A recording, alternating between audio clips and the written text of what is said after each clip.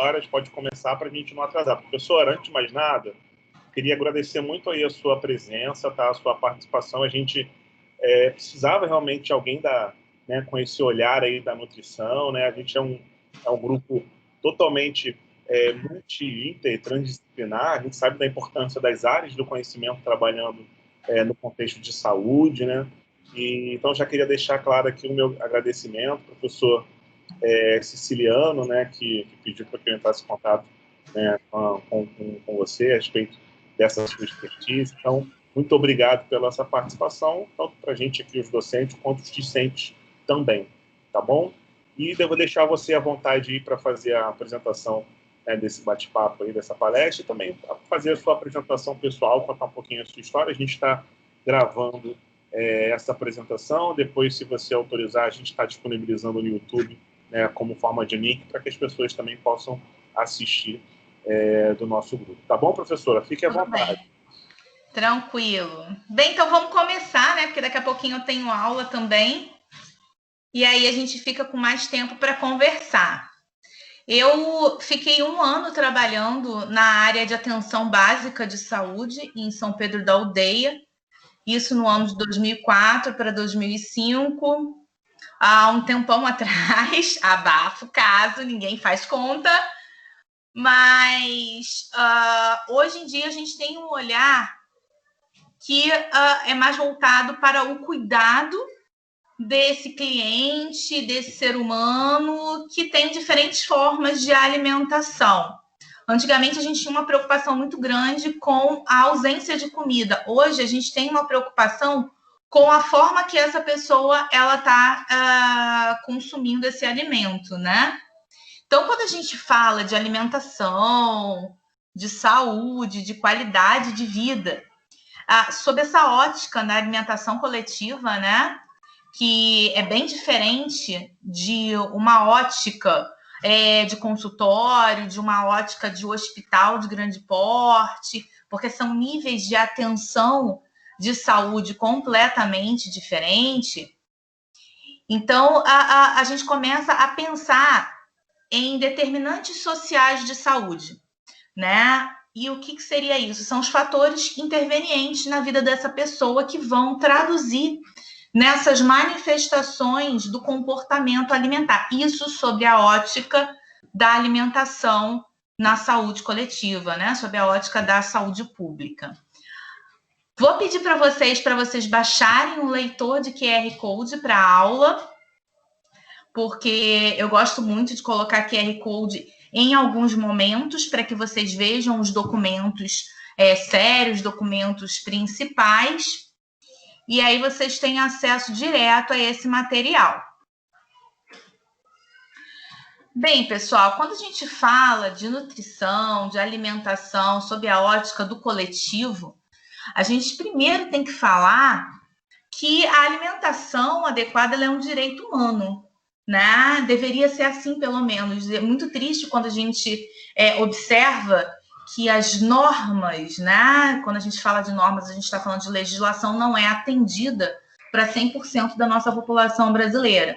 Porque na nossa Constituição brasileira, na nossa Constituição federativa, está lá, no artigo 6, né? Que foi, na verdade, mexido na redação de 2010 e colocado que são direitos sociais. Educação, saúde, alimentação, trabalho, moradia, lazer, segurança. Então, quando a gente fala de alimentação adequada, a gente não pode esquecer que a alimentação é um direito humano, mas, no entanto, como profissionais da área de saúde, que prezam, na verdade, saúde e qualidade de vida dessa população, dessa coletividade, a gente não pode esquecer de segurança alimentar e nutricional. Então, todo esse direito humano da alimentação, ela precisa estar vinculada a uma alimentação que é adequada, que é de fácil acesso, sem discriminação, de forma, né, equínime, né, com equidade e sem a indivisibilidade. Então, aquele ser humano, ele tem direito de comer, ele não necessariamente ele precisa passar fome. E o que mais a gente vê quando vai para a rua são pessoas em estados de vulnerabilidade e que passam por essa situação. O nosso país é um território muito grande, muito vasto.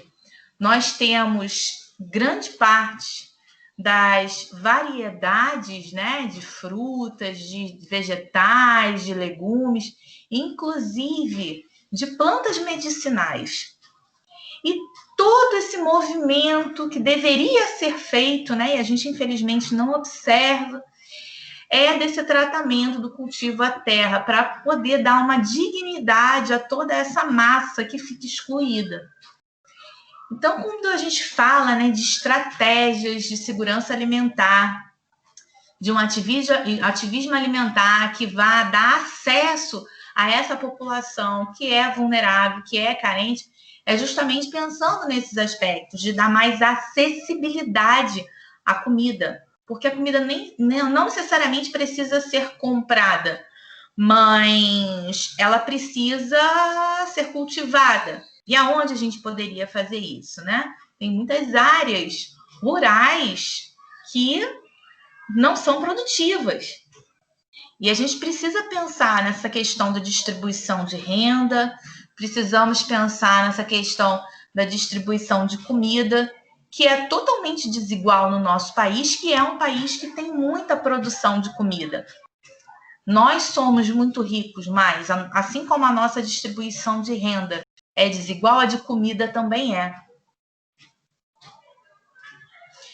E na nutrição, quando a gente tem esse olhar, né, de saúde pública, um olhar mais voltado para a coletividade, a gente tem que parar e pensar, poxa, o que a população ela tem acesso, né, em termos de alimentação?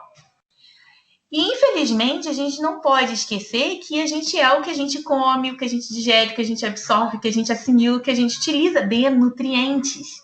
E esses nutrientes estão presentes nos alimentos que a gente come. Aquela pessoa que vai comer podrão, né, galera? Vocês gostam do podrão? Aquela pessoa que não dá atenção a alimentos que são naturais, come só coisa industrializada, ultraprocessada. Então, são pessoas que provavelmente vão perigar para ganho de peso e podem estar em risco para a obesidade. Diferente de uma pessoa que já se preocupa com a escolha dos seus alimentos, que faz atividade física. Então, essa pessoa, ela está mais, mais relacionada com uma saúde, com uma qualidade de vida melhor. Ela tem um estilo de vida melhor. Nesse sentido, quando a gente pensa, né, em termos de doença, nesse processo de saúde e doença, a gente não pode esquecer desses detalhes de estilo de vida, que é atividade física, as escolhas, né, de alimentos, como que é a vida daquela pessoa, será que ela está utilizando drogas, será que ela fuma, será que ela bebe bebida alcoólica? E tudo isso são fatores modificáveis de vida, que a gente chama de fatores extrínsecos, porque a gente não consegue mudar os fatores intrínsecos, que são a genética, só morrendo e nascendo de novo na próxima encarnação, né, galera? Então, assim, os fatores que a gente consegue realmente mudar nessa vida são o estilo de vida, né, a alimentação, a atividade física, o modo que a gente vive, o modo que a gente vai se expressar em termos de saúde. Isso vai traduzir nessa saúde e qualidade de vida. E o que a gente vê hoje? A população está enlouquecida, comendo maior parte dos alimentos que são industrializados, embutidos, enlatados, em conserva. Ou seja, são alimentos processados, ultraprocessados, que não vão agregar um valor nutricional rico em vitaminas, minerais, fibras, proteínas. Não vai agregar um valor nutricional bacana para aquela pessoa. E aí a pessoa, ao invés de beber água, ela toma refrigerante, bebe um suco industrializado, fica bebendo H2O achando que é água, isso é refrigerante. A gente não pode confundir as coisas. Deixe de consumir frutas, vegetais, comida de verdade, para comer pizza, comer hambúrguer. Todos esses alimentos, eles são gostosos. Mas quando a gente fala de uma rotina alimentar, a gente não pode simplesmente trocar todos os dias esses alimentos.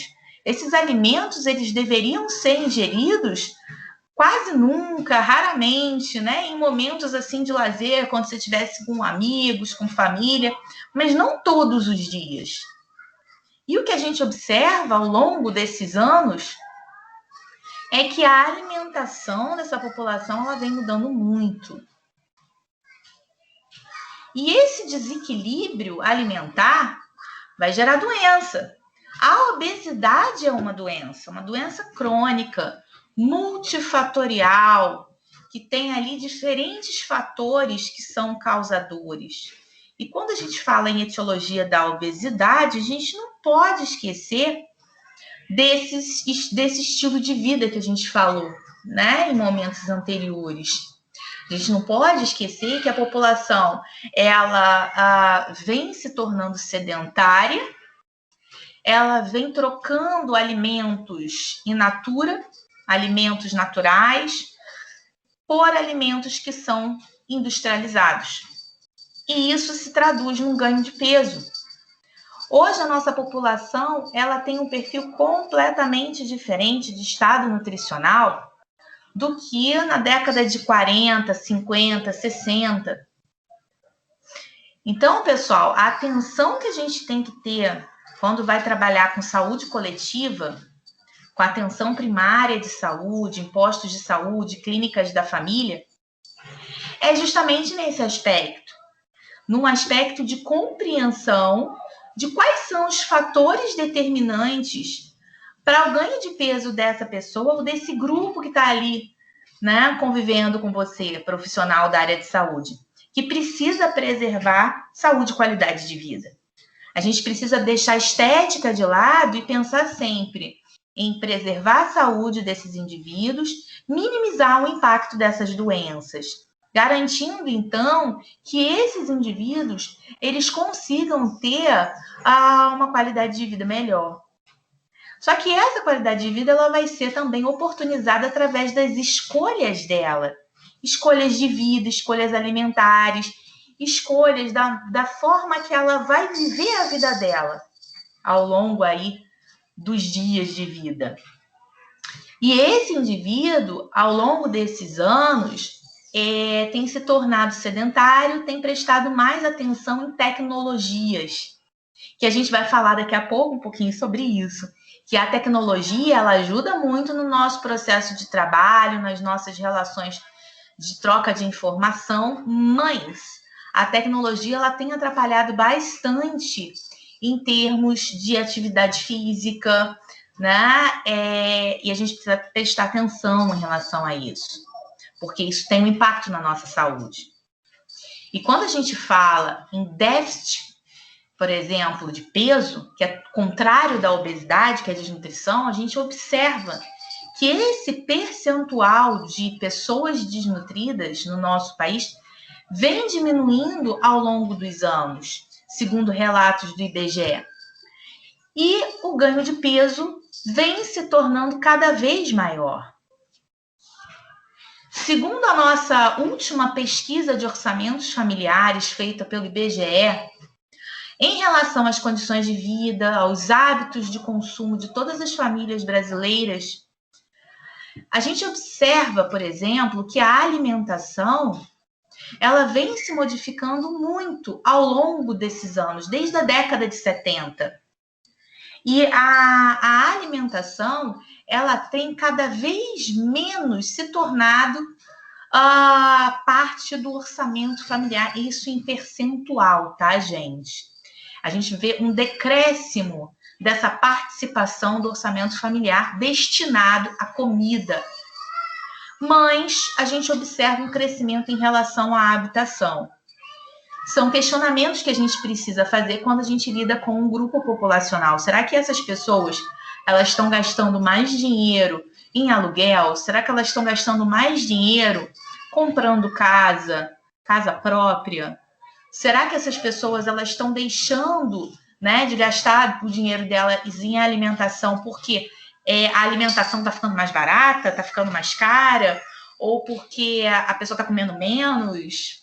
Então, são questões que a gente precisa se questionar enquanto profissional da área de saúde, até porque a linha de assistência à saúde, ela vem crescendo, ou seja, o orçamento familiar vem sendo colocado na despesa. E a educação, desde a década de 70, também faz parte dessa contabilização. E o que a última POF, a última pesquisa, ela vem falando? Que o Brasil ela tem ainda muitas pessoas que estão em vulnerabilidade, estão sem comida.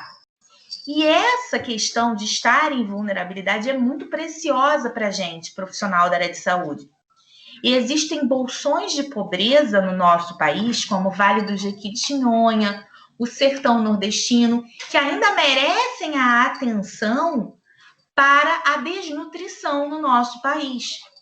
Então, não é todo 100% do país que está se tornando obeso. Ainda existem grupos desnutridos em vulnerabilidade de desnutrição, mas a maioria está aí com o risco de excesso de peso.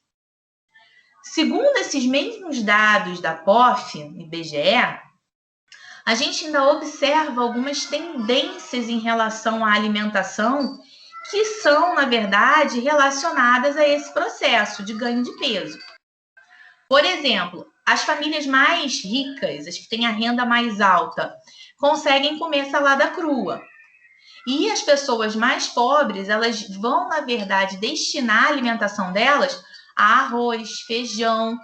E em relação a produto proteico, né, a proteína de origem animal, que a gente vê no consumo dessa população mais pobre, a gente observa que essas pessoas elas comem mais aves, mais peixes, do que comparado com o consumo de carne, porque carne é cara no nosso país. Mas essas pessoas elas podem criar, de repente, frango, codorna, elas podem pescar um peixe. Nós temos um litoral brasileiro bem grande, que é vasto, e as pessoas podem pescar. E essa população, na pesquisa, relatou um consumo maior desses peixes. Observamos também nessa pesquisa um consumo maior pelas famílias mais ricas de pães, de refinados, assim como de laticínios. E observamos que a população mais pobre consome também mais ovos e milho. O milho é uma base da preparação de muitas das refeições desse pobre, né? Que pode ser para pão manufaturado em casa, pode ser um milho que é cozido. Então, tem várias maneiras, o curau, né? Várias maneiras que pode ser feito. E essa pesquisa ainda avaliou um alto consumo de sódio nessa população, além da realização de dietas de emagrecimento para mulheres adultas, alto consumo de cerveja para homens em relação às mulheres e mais suplemento alimentar, um consumo de suplemento alimentar, gente, num período aí anterior às pesquisas. Isso mostra que aquela população que foi pesquisada, ela vem se autossuplementando, né? E tem uma alimentação que é concentrada em alimentos industrializados, para ser mais rica em sódio, né? Ter mais conteúdo de bebidas alcoólicas e com todos esses produtos que a gente acabou de falar. E todas essas informações, elas se traduzem em maior gasto, maior despesa dessa população em saúde pública. né? A maior despesa com saúde, para tratar de doença. Então, são questões que a gente precisa realmente refletir. Precisamos refletir em que essa população ela está gastando dinheiro. Então, a gente observa que as pessoas elas gastam muito dinheiro com medicamento e houve uma crescente, né? Um crescimento aí dessa verba destinada para remédios, para plano de saúde e para tratamento ambulatorial. Então, são realmente pontos fortes que a gente precisa refletir. Diferente da POF, uma outra pesquisa que acontece no Brasil, dessa vez por telefone, é um inquérito telefônico, que, na verdade, é feito para uma vigilância e proteção de doenças crônicas, que é a Vigitel.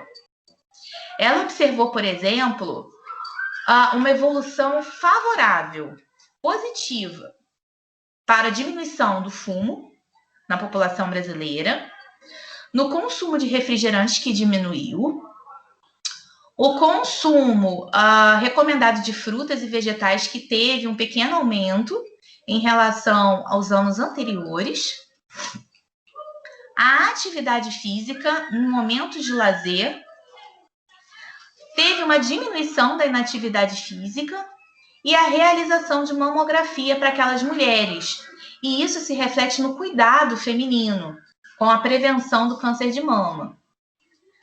E uma evolução desfavorável em relação ao ganho de peso, a obesidade, a diabetes e a hipertensão, particularmente no público masculino.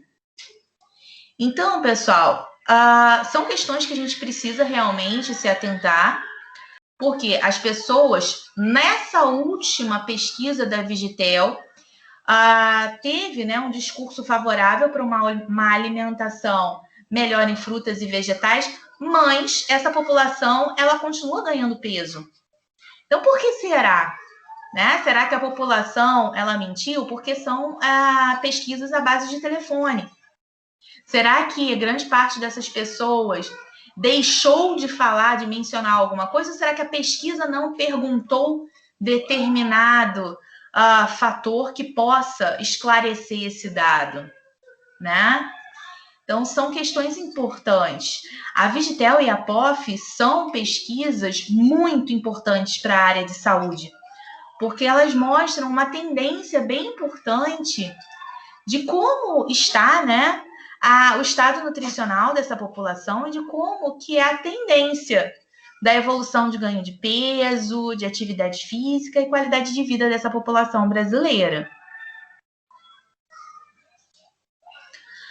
Particularmente, numa pesquisa que eu fiz nas minhas teses, né, na minha dissertação de mestrado e na minha tese de doutorado, eu observei que a maior parte das pessoas tem uma dificuldade muito grande de comer, de sentar à mesa com as suas famílias, com os seus colegas, nos seus ambientes de trabalho. E esse comportamento alimentar é muito ruim para as pessoas e é um fator de risco para o ganho de peso, porque as pessoas que não comem no ambiente adequado, né, calmo, não mastigam as refeições, né, da forma correta, elas acabam ficando ansiosas, comendo muito depressa, e isso se reflete aí no ganho de peso e no fator de risco para a obesidade. E o que a gente observa desde o ano de 2002 é que no Brasil a maior parte das pessoas obesas que procuram serviço especializado para tratamento da obesidade, cerca de 30% acabam tendo o transtorno da compulsão alimentar periódica. E essa compulsão alimentar periódica vai, na verdade, também favorecer o ganho de peso.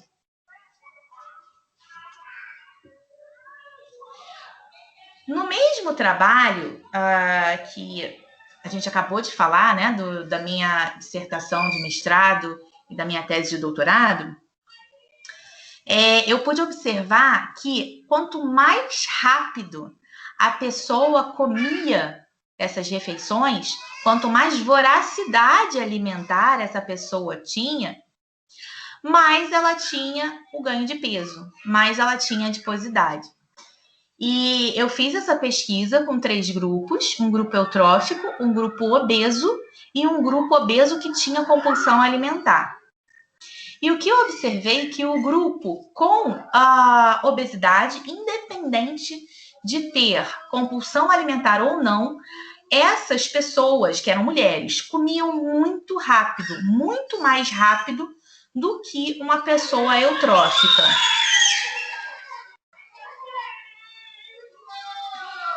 E esse processo de descontar na refeição, comer muito rápido, acaba estimulando gatilhos. Sentimento de culpa, ansiedade, preocupação, baixa autoestima, né? Carência, depressão.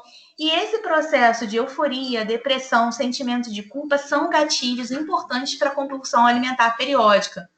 Fazem com que essa pessoa ela acabe se afundando mais no processo, né, de culpabilização por ter comido uma grande quantidade de alimento ou por ter ingerido uma refeição que é calórica, que é concentrada em açúcar ou gordura. E isso acaba prejudicando mais ainda o psicológico desse indivíduo, que acaba entrando num ciclo pior, né? Comendo mais ainda errado, se culpando e se afundando mais nesse estado aí de alteração psicológica que desenvolva a compulsão alimentar. O Colégio de Connecticut, em 2013, ele fez uma pesquisa e observou que grandes consumidores de açúcar, obesos, tinham em PET scan, que são, na verdade, procedimentos, né, de imagem, de coleta de imagem em laboratório, como se fosse escanear partes do corpo da pessoa. E essa pesquisa ela acabou fazendo escaneamento do hipotálamo, né, do cérebro. Viu que essas imagens coloridas em amarelinho, elas são muito parecidas para um obeso que é viciado em açúcar e é muito parecido com um viciado em cocaína. A gente observa que a região do hipotálamo é muito parecida, que é muito estimulada com esses dois consumos. E por isso que a gente fala, poxa, a pessoa está viciada em açúcar, né? Está viciada em gordura, porque pode realmente estimular a mesma região do cérebro. Num outro trabalho que eu fiz, dessa vez em 2011, já no doutorado, eu observei que esses pacientes com obesidade e com compulsão alimentar tinham manifestações de secreção, de hormônios, de fome e saciedade que eram diferentes daqueles pacientes eutróficos.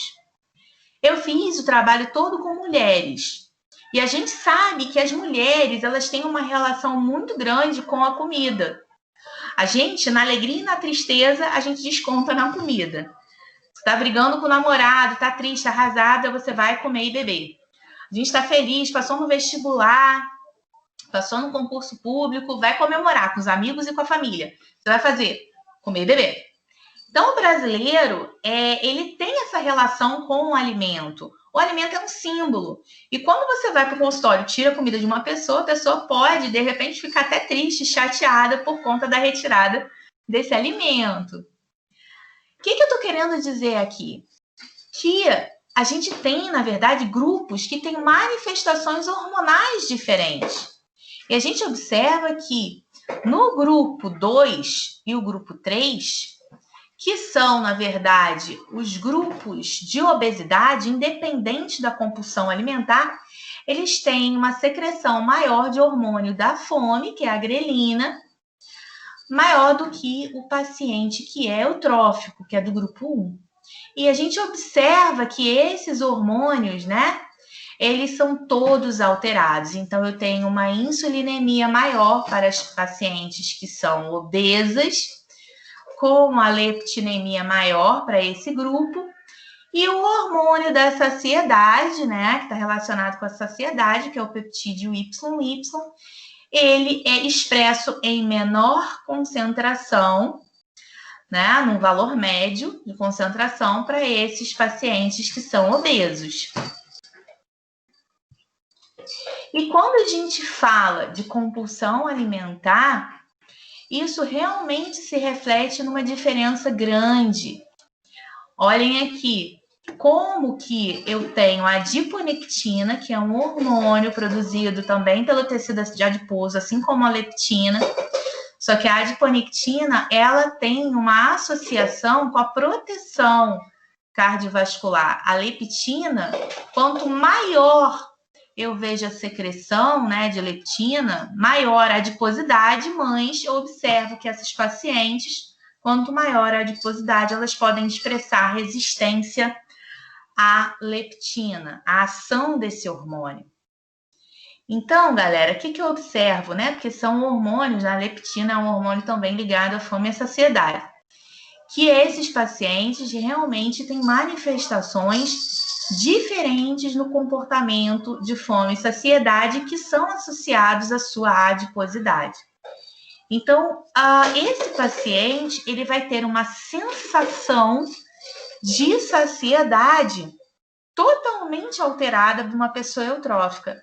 Ela vai sentir menor saciedade do que uma pessoa eutrófica. Outras pesquisas com smartphones, eu falei para vocês que eu ia trazer, né, essa questão da tecnologia, eles já fazem uma associação que o uso do smartphone, ela diminui a sociabilidade, você está às vezes com um grupo no restaurante, todo mundo lá mexendo no seu celular, ninguém está prestando atenção nas conversas, não está interagindo. Hoje em dia, as pessoas ficam tão viciadas no smartphone que acabam esquecendo a sociabilização, as interações interpessoais. E a tela do smartphone, ela emite uma luminosidade que, quando a gente fica mexendo no smartphone de noite, de madrugada, ela atrapalha o nosso ciclo claro-escuro, ou seja, ela atrapalha a produção de hormônios no nosso corpo, gerando mais ansiedade, mais angústia, mais frustração com as intercorrências da vida e menor resiliência. Resiliência é a capacidade, gente, de vencer obstáculos e de conseguir compreender e passar por cima com positividade por todas essas situações que são negativas. É tirar o lado bom, né, de cada pedra no caminho. Eu costumo falar isso em relação à resiliência. E a gente está perdendo essa capacidade de resiliência com as tecnologias. Outro trabalho que mostra que o uso do celular diminui as horas de sono, assim como diminui a atividade física e expõe todas essas crianças a ganho de peso e obesidade. E isso se traduz no uso de DVD, videogame, celular, computador, né? Inclusive televisão. E outro trabalho que também corrobora para todos esses achados, que mostra que a secreção da melatonina ela pode se alterar com o aumento do apetite, com a perda do sono, com a alteração do humor, com o aumento da cortisolemia e a alteração essa baixa da melatonina, o aumento do cortisol, com o aumento do nível de estresse nesses indivíduos que ficam aí mexendo no celular, que ficam vendo a TV por conta dessa luminosidade desses aparelhos eletrônicos. E aí, galera, o que fazer, né? A gente acaba ficando assim entre a cruz e a caldeirinha, sem saber o que fazer com aquele paciente, com aquele grupo que a gente esteja acompanhando. E quando a gente fala de alimentação e nutrição, a gente precisa se preocupar com as escolhas alimentares.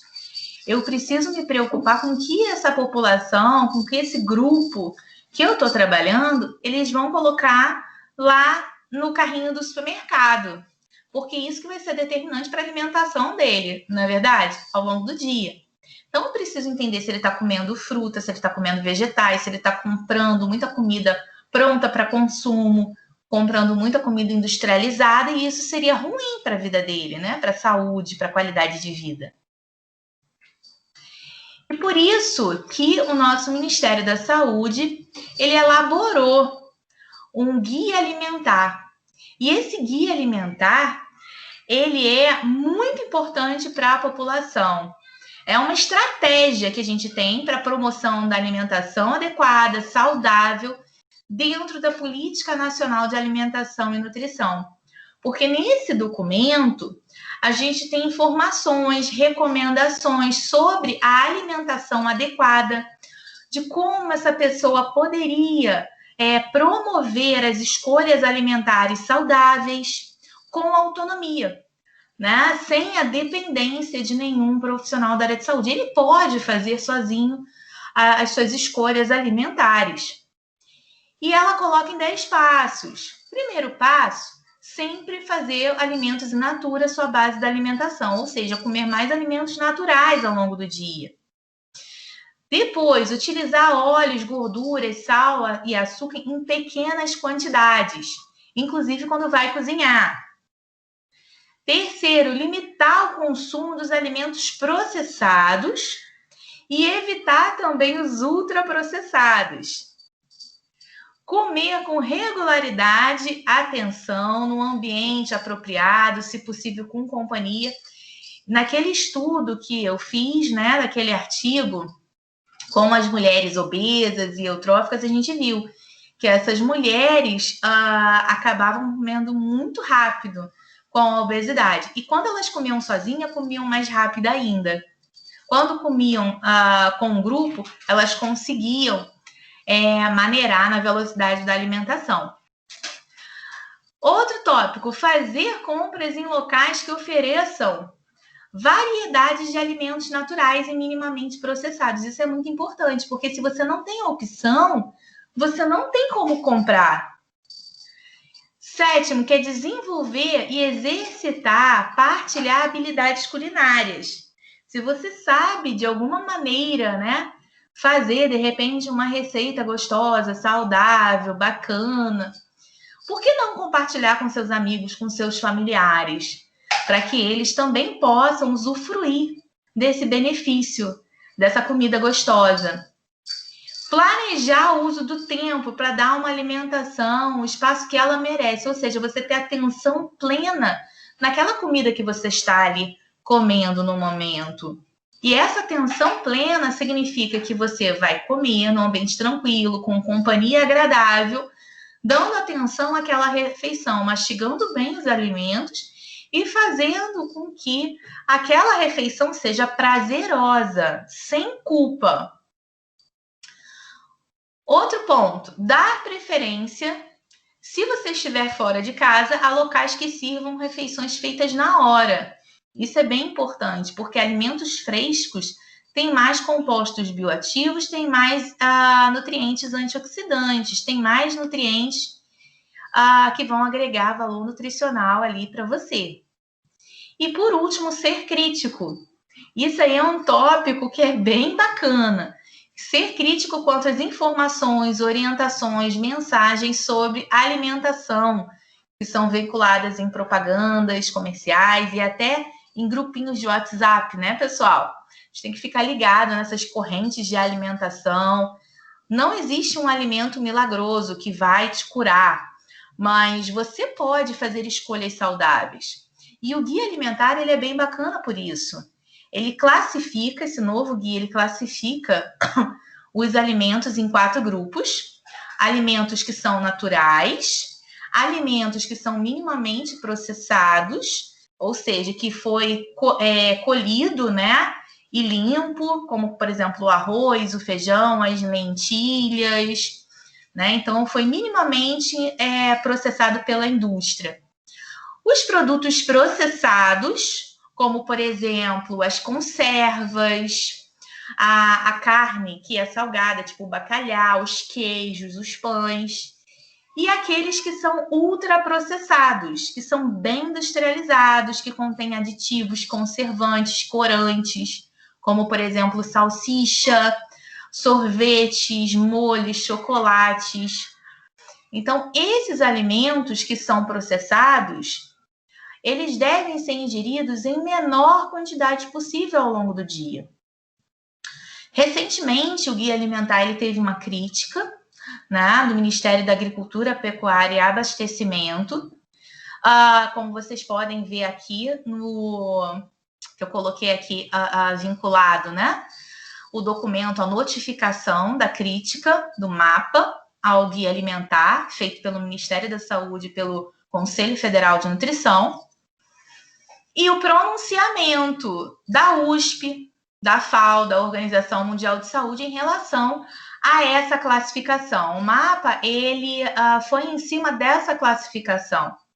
E é uma classificação que está relacionada à utilização mundial, a que é preconizada pela FAO, pela Organização Mundial de Saúde, ou seja, é uma crítica que não procede a partir do momento que a gente usa uma maneira de se expressar que é internacional. Galera, por que um guia alimentar é tão importante, né? Quando a gente fala de alimentação, saúde e qualidade de vida, que é o tema do nosso encontro hoje. Porque essa população, ela precisa ficar independente, a pessoa precisa ter a reeducação alimentar, ela precisa saber como que ela vai se alimentar de maneira saudável, equilibrada ao longo do dia. Então, como que a pessoa ela vai montar um prato saudável, equilibrado, de acordo com esse guia alimentar? A metade do prato, ela deve ser sempre com vegetais, podendo ser crus, cozidos. Um quarto do prato vai conter proteína, sendo essa proteína de origem vegetal, como feijão, soja, grão de bico, lentilha. E pode também a outra parte ser de proteína de origem animal, tipo bife, de frango, de carne, um peixe, ovos. E isso vai comportar, né? Vai contemplar 25% de todo o prato, ou seja, um quarto desse prato de proteína.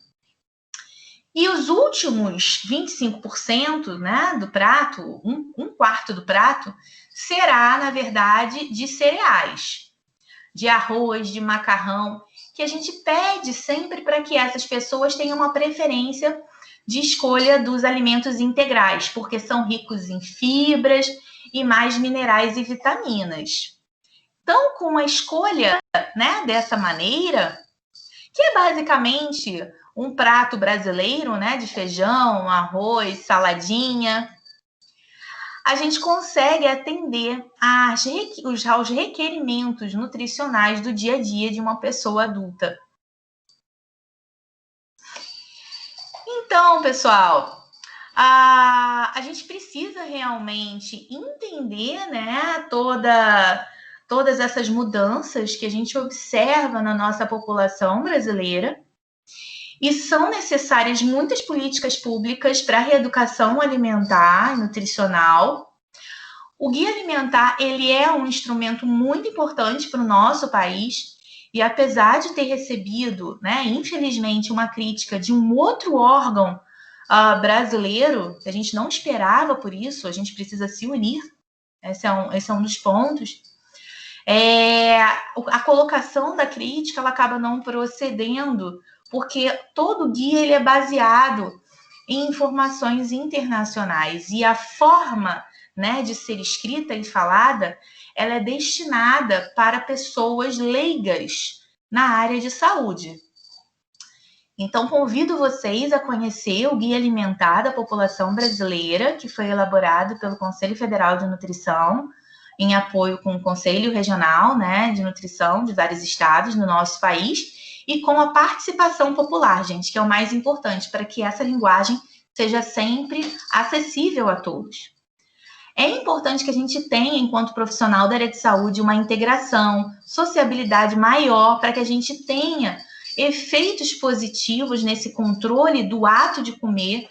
O comer emocional, gente, ele está muito ligado a pessoas que estão com ansiedade, com depressão, e esse controle dos impulsos, né, das alterações psicológicas, elas são muito bem controladas com a sociabilidade. Na pesquisa que eu fiz, mostrei para vocês, mostrou justamente isso, que independente da pessoa ser obesa, com compulsão, sem compulsão, só o fato dela estar com obesidade, ela já come um pouco mais rápido do que a pessoa que é eutrófica. E mais estudos, gente, são necessários para desvendar esse comportamento, né, que é completamente diferente das pessoas com compulsão alimentar, para desvendar esse comportamento, né, de fome, saciedade, para que a gente entenda realmente como se controla a fome e diminua sempre os gatilhos para as pessoas conseguirem um tratamento eficaz e assim controlar o ganho de peso e a gente controlar a pandemia da obesidade. O mundo todo está pesquisando já há muitos anos em relação à obesidade, tanto em grupos populacionais como pesquisas, tipo ensaios clínicos, estudos experimentais em grupos menores, para justamente contribuir com a ciência, contribuir para esse conhecimento em relação ao controle de peso. Espero que vocês tenham gostado desse nosso encontro de hoje. É realmente um prazer estar aqui com o professor Carlos, professor Siciliano, acho que não veio, né, Carlos? O Siciliano está em reunião, mas ele entrou, acho que depois ele saiu, mas ele vai assistir depois, provavelmente. Eu que agradeço o convite, né, de vocês. Mando um beijo para vocês virtuais. Se cuidem com essa pandemia aí que estamos vivendo do coronavírus e deem muito valor ao estudo e leiam o Guia Alimentar da População Brasileira, é muito importante o conhecimento e principalmente, gente, a divulgação para todas as pessoas. Ele está numa linguagem super acessível e para aquelas pessoas que têm dificuldade com leitura, ainda temos várias imagens que mostram como que você deve fazer cada refeição, desde o café da manhã até os lanches, o almoço, o jantar. Então, super bacana, gente. Muito bom. Muito bom. Obrigado, professora. Parabéns pela explanação excelente, totalmente atualizada, né?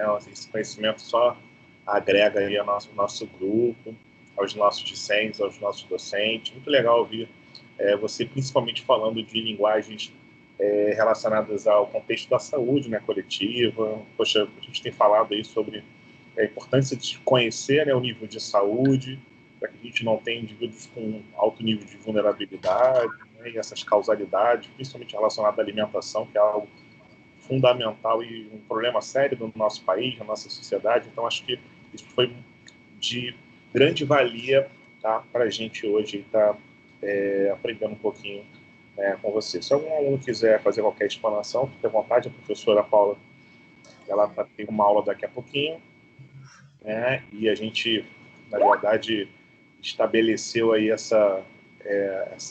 esse início aí às 17 horas, para que a gente não atrasasse aí a professora Paula, mas ela deixou também aí os contatos, né? Qualquer interesse de qualquer aluno depois, tiver que queira entrar em contato com a professora, fique à vontade, tá? E Paula, te agradecer, né? Você é uma acadêmica, uma profissional que trabalha bastante em evidência, então essas evidências colocadas aqui hoje foram muito importantes até para que os alunos entendam como funciona a prática da nutrição, a prática da saúde, dentro do contexto da evidência científica, condenando aí os charlatões que existem dentro do nosso meio. Então, só te agradecer por essa parceria aí. Eu sei que a gente acabou utilizando um pouquinho em cima, né, para a montagem dessa palestra, mas muito obrigado, tá, pela parceria. O Siciliano, ele falou, a Paulinha tem que participar, ela mensagem para ela, o Michel aí está mandando também a mensagem, o Michel, professor nosso da casa também que participa, o professor Michel Lima, participa aí do nosso grupo, né? E é legal porque a gente vê como é que se conecta, né? O Michel é da área da gestão, eu sou da área da epidemia, você aqui falando da nutrição, a gente teve o pessoal da educação, o pessoal da educação física, né? E quando, por exemplo, eu dou aula em escola, eu falo, meu Deus, né? Isso aí a gente poderia iniciar no processo já lá no início, para que os jovens pudessem já aprender isso, né? Então as coisas acabam se conectando e a gente não acredita da nossa área trabalhando sozinha, né? E os desenhos epidemiológicos, né? Todo esse contexto de saúde se conecta, né, entre as áreas. Então foi muito importante esse teu bate-papo. Eu fiquei aqui escutando aqui, falei, quando você falava uma palavra, eu falava, nossa, que legal, e prendi e me chamava bastante atenção. Muito obrigado, tá, Paula? Eu que agradeço o convite, todo o carinho aí que vocês me receberam. Fernanda, foi a Fernanda que entrou em contato comigo? Fernanda, é a Fernanda. Beijo grande para Fernanda. Ah, legal. Nem sei se ela está aqui. Fernanda, beijo. Fernanda, ela está com uma função nova aí que ela assumiu, e ela não está conseguindo participar das aulas, né?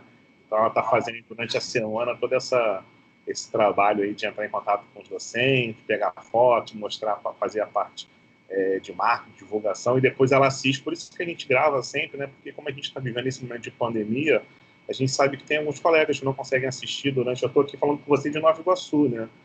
Então eu cheguei aqui agora na unidade para abrir, para atender, e depois a gente volta aqui para nossa coordenação. Então, naturalmente, o mundo mudou um pouquinho, né? Tá de cabeça para baixo. Mas, por outro lado, a gente consegue oferecer a oportunidade para diversos alunos de várias unidades. Não fica... Com certeza. A uma unidade. A gente tem aqui alunos do R9, alunos do João Show, alunos do Nova Iguaçu, alunos da Ilha, do Norte Shopping, e várias unidades que eu não estou lembrando. E vários cursos, enfermagem, fisioterapia, nutrição, biomedicina, educação física, né? Então, é muito legal, porque assim, o que a gente quer oferecer essa oportunidade, porque no semestre que vem a gente vai começar a oferecer as bolsas de iniciação científica, aquele aluno que tem mais interesse de fazer pesquisa, e se encontrar, né, com a linha de interesse. Então, esse bate-papo aí foi muito importante. Te agradeço muito, tá, por essa parceria e espero contar com você também em outras oportunidades. Contem comigo sempre. Contem comigo sempre. Inclusive, aí, se for integrar a equipe para estudos e publicações. Ah, legal. O professor Michel também é fera. Conheço o Michel de longa data. Parceiro querido. Ah, muito Grande bom. Beijo. Legal, Paulinha. Mandar um Muito recado. obrigada, Carlinhos. Deixa eu deixar é ótimo, né? Eu quero deixar aqui um beijinho também pro professor Siciliano. Pessoa muito querida, profissional aí 100%, exemplar. Beijão pro professor Siciliano também. Legal, legal. Avisar a vocês, alunos, semana que vem a gente não vai ter apresentação por causa das provas, tá? Então, foquem, estudem para vir e na outra semana a gente está voltando. Pessoal, um beijo para todo mundo, fiquem com Deus. Paula, mais uma vez, muito obrigado pelo show aí que você deu, tá bom? E se você autorizar, a gente vai estar colocando aí essa sua palestra aí no YouTube também, para que depois os alunos possam estar assistindo, tá? Pode colocar, pode assistir. Tá bom. Pode colocar, assistam bastante. Tchau para vocês, gente. Tchau, tchau. Um abraço. Tchauzinho do Samba aqui, ó. Ficou perturbando a palestra toda. Né, Samba? Legal. Filhote de 5 meses aqui, ó. Legal. Seja bem-vinda, Ana. Seja bem-vinda também a Ju aí que mandou mensagem, tá? Um beijo para vocês. A Ana, primeira vez. Obrigada, gente, pelo carinho. Tchau, tchau. Um beijo para a cachorrinha também da Paula aí. Tchau, tchau.